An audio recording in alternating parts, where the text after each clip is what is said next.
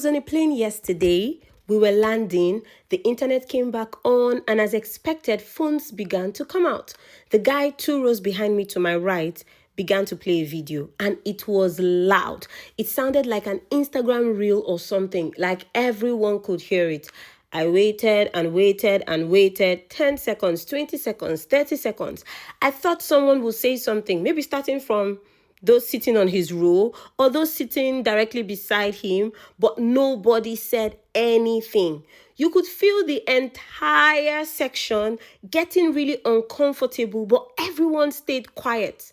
So after about a minute, I turned around, I tapped him, and I said, "Hey, that's too loud. Everyone can hear it." And then he goes, turns out he had the plane headphones on and he thought they were connected to his phone, not the in-flight screen. So apparently he didn't know.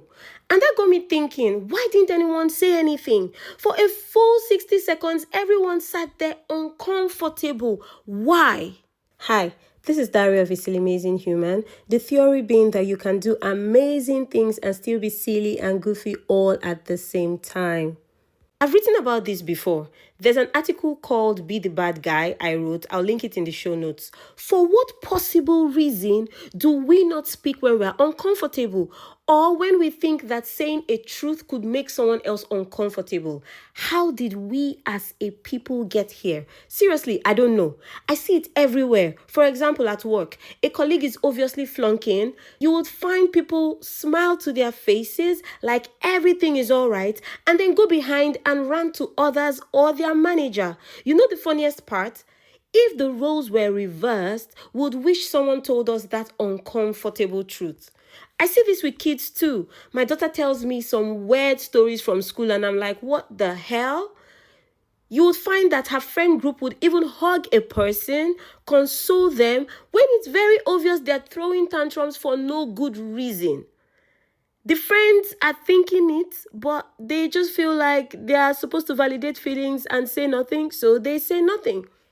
Sometimes it could be as simple as someone pronouncing a word wrong, and it's embarrassing, but they don't know. We don't tell them anything to help them. Instead, we laugh or we cringe. As far as I'm concerned, that's some really twisted bad behavior right there. But these days, it's normalized. Someone called this generation the glass generation. Any little poke and they'll shatter. I'm not surprised. Everyone walks on eggshells these days. Look, I'm not saying we should go out and be assholes or douchebags. That's not it. But I do think that somewhere in our minds, we think that kindness and silence are synonyms. No, they are not synonyms. Silence isn't kindness if it hinders growth. It's not about the pain that we want to avoid. It's about the outcome that we want. And I do believe that there's a good way to give feedback, a good way to say the uncomfortable thing, and a good way to do it with dignity for yourself and for the person receiving it. If you struggle with giving feedback, you can use the 3-part script I use. And I can assure you it works on planes, it works at your workplace, and it even works with kids. First of all, you name what you see. No judgment at all. You just name it. For example, hey, just a heads up. Your video is playing out loud. Now, you don't name what you feel. Nope, that's not how to give feedback. You name what you see, the facts. The second thing is you say the impact of the thing. So, in my case, it was everyone can hear it. And then the third thing is you make the ask that you want to make or you prefer a solution. For example, could you use your headphones, please? And you do all of these things with no attitude. If we were to put those 3 sentences together, it would be, hey, just a heads up. Your video is playing out loud and everyone can hear it. Could you use your headphones, please? And that's simple. Even at work, you could do the same thing. You can tell someone, hey, can I give you some feedback? I noticed the presentation came in later than agreed with no prior heads up. At that point, you've named the fact, not what you feel.